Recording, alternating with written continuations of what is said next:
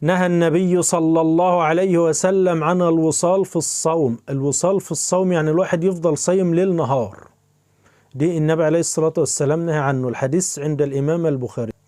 نهى النبي صلى الله عليه وسلم عن صلاتين بعد الفجر حتى تطلع الشمس، وبعد العصر حتى تغرب الشمس، صحيح الإمام البخاري.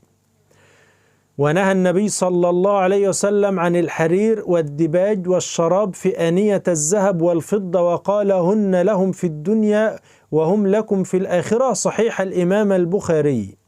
نهى الرسول صلى الله عليه وسلم أن يتنفس في الإناء أو أن ينفخ فيه، صحيح الإمام أبو داود. نهى الرسول صلى الله عليه وسلم عن اشتمال الصماء، وأن يحتبئ الرجل في ثوب واحد ليس على فرجه منه شيئا. الحديث صحيح عند الإمام البخاري. يعني الواحد يلبس يعني شورت مثلا وبعد كده ثياب عليه، ما ينفعش يلبس ثوب واحد من غير ملابس داخلية. نهى النبي صلى الله عليه وسلم عن القزع. قال قلت لنافع وما القزع؟ قال يحلق بعض رأس الصبي ويترك بعضه، صحيح الإمام مسلم.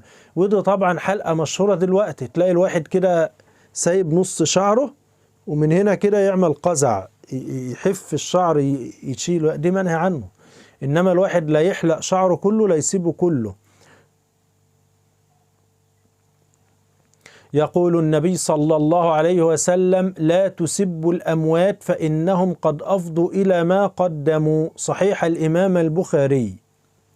وقال الحبيب صلى الله عليه وسلم لا تتخذوا شيئا فيه روح غرض، صحيح الإمام مسلم. الحاجات دي يعني الواحد يحط نعجة أو كلب أو قطة وينشلوا عليها بالسهام، دي منهي عنه. ده كذلك بشوفهم يعملوا في الإنسان، يجيبوا إنسان يقف ويحطوا على رأسه مثلا تفاحة وينشلوا على التفاحة، لا يجوز، النبي عليه الصلاة والسلام نهى عن ذلك. يقول النبي صلى الله عليه وسلم موضع صوت في الجنة خيرا من الدنيا وما فيها، صحيح الإمام البخاري.